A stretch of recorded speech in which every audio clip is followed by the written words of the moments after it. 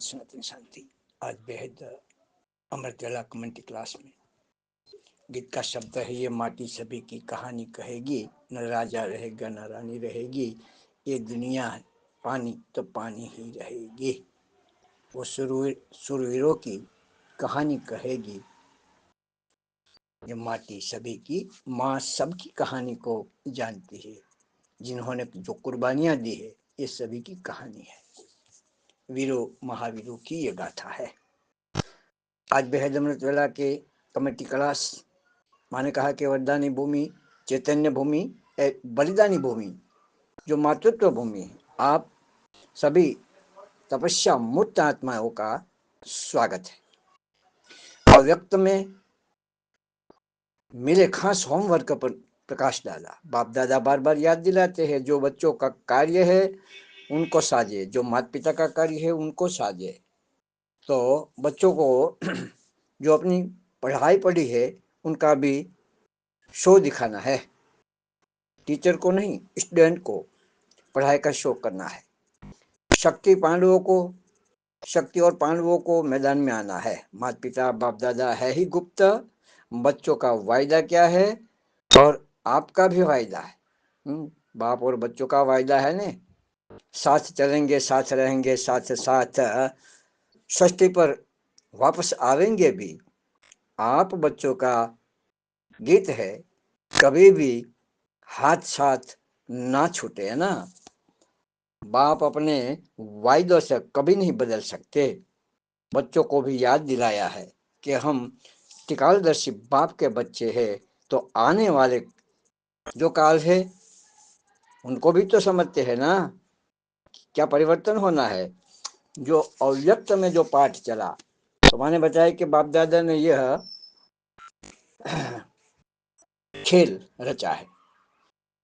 जैसे तालाब में पत्थर डालने से कितनी तरंगे उत्पन्न होती है, ऐसे हम बच्चों को ये ज्ञान के एक एक कंकण डाले जाते हैं, जो हमारी बुद्धि में भी ये तरंगे फैले।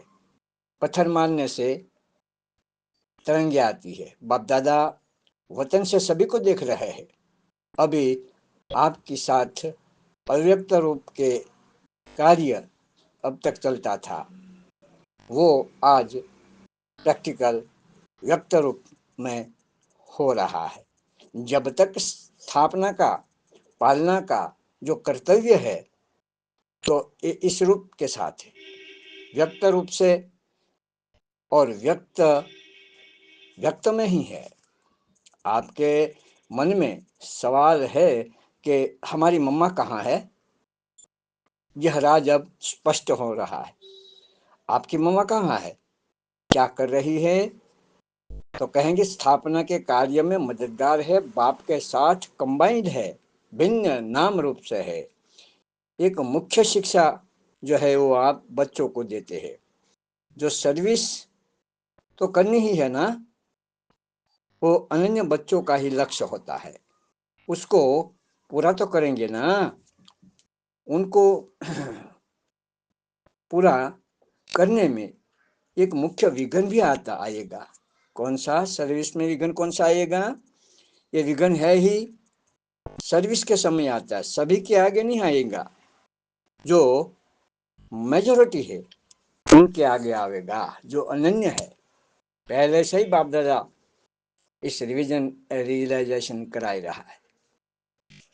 तो कौन सा है विघ्न? मैं, है ना। मैं माता पिता का कि मैं ही कर सकता हूँ, मैं ही चला सकता हूँ, उसको अभिमान कहेंगे।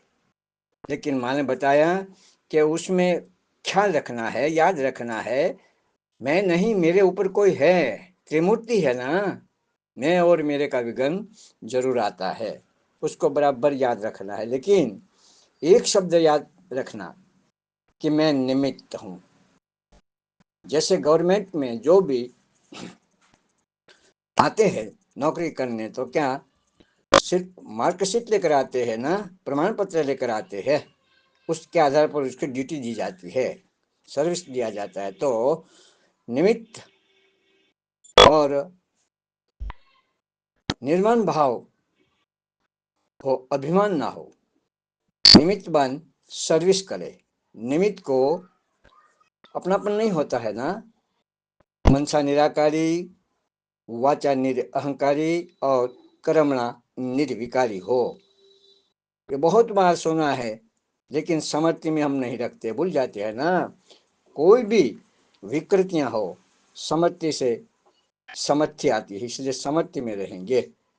उसका रिजल्ट ये है कि चलते चलते जीते जी मत जाते। इसको सभी अब अंडरलाइन करना है। यही याद रहे कि मैं निमित्त हूं, तो अहंकार नहीं आएगा। अगर अहंकार आया तो मतभेद आ जाएगा, आपस में मतभेद आ जाएगा ना। अहंकार परिवार में नहीं करना चाहिए। अनेक प्रदर्शनों से जो स्वदर्शन चक्र याद रहे, उसको काटने के लिए स्वयं में माता पिता यानी के परम पिता परमात्मा का ही दर्शन हो। जी धन्यवाद। ओम सनातन संत।